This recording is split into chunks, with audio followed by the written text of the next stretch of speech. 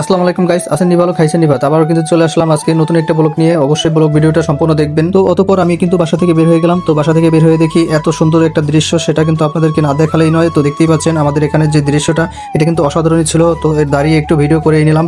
তো ভিডিও করতে করতে দেখতেছি আমার এক চাচা, সে কিন্তু মাছ ধরতেছে, দেখতেছেন নিরাকে বসে আছে। আসলে আমাদের এখানে কিন্তু অনেক পরিমাণে পানি হয়ে গেছে, দেখতেই পাচ্ছেন আমাদের এই এলাকাটা একটু নিচু। তো এই জন্য যদি পানি আসে আমাদের এলাকায় কিন্তু আগেই আসে। আর এত পানি যেহেতু এসেছে, তো মাছ কিন্তু অনেক পরিমাণে এসেছে, সেটা কিন্তু আপনারা অবশ্যই জেনে থাকবেন। মূলত নদীর মাছগুলো কিন্তু সব আমাদের এদিকেই চলে আসে। এদিক দিয়ে কিন্তু অবশ্য পানি নেমে থাকে সব সময়। আর বিশেষ করে এদিকের পুকুরগুলো কিন্তু সব ডুবে গেছে, তো এই জন্য কিন্তু চলে এসেছে সব মাছ। আর এই জন্যই কিন্তু আমাদের এদিকে নানানভাবে মাছ ধরা হয়। আর এই দেখতেছেন একটা ভেসাল, এই ভেসাল দিয়ে কিন্তু অনেক ধরনের মাছ ধরা যায়। তবে আমাদের গ্রামে কিন্তু শুধু মাছই না, আরো অনেক জিনিস কিন্তু অতিরিক্ত হয়ে থাকে। দেখতে পাচ্ছেন এই যে পাট, এই পাট ধুইতেছে। আসলে আমাদের এদিকে কিন্তু অবশ্য পাট প্রচুর পরিমাণে হয়ে থাকে, সেটা কিন্তু আপনারা জেনেই থাকবেন। আর দেখতেই পাচ্ছেন রাস্তার চারপাশে কিন্তু খড়ি আর খড়ি। আর খড়ির যে দাম বর্তমানে, সবকিছুই কিন্তু খড়ি দিয়ে বানানো হয় মোটামুটি। তো প্রিয় বন্ধুরা, অতঃপর হাঁটতে হাঁটতে চলে আসলাম সেই আমাদের পুরাতন জামে মসজিদের সামনে। এটা কিন্তু ভাষার পুরাতন জামে মসজিদ, বিশেষ করে এটা কিন্তু ঈদগাহ মসজিদ। আর ঈদগাহ মসজিদে কিন্তু ঈদের সময় অনেক পরিমাণে মানুষ হয়ে থাকে। আর অতঃপর আমি কিন্তু চলে আসলাম সেই আমাদের ভাইরাল ব্রিজের উপরে। তো দেখতেই পাচ্ছেন ভাইরাল ব্রিজের উপরে কিন্তু প্রচুর পরিমাণে খড়ি মেলে রেখেছে। তবে এখন কিন্তু আসলে আপনি ভাইরাল ব্রিজটাকে চিনতে পারবেন না, আসলে এটা কি ব্রিজ না অন্য কিছু। তবে আমাদের এই ভাইরাল ব্রিজ থেকে কিন্তু দারুণ ভিউ নেওয়া যায়, দেখতেই পাচ্ছেন। আর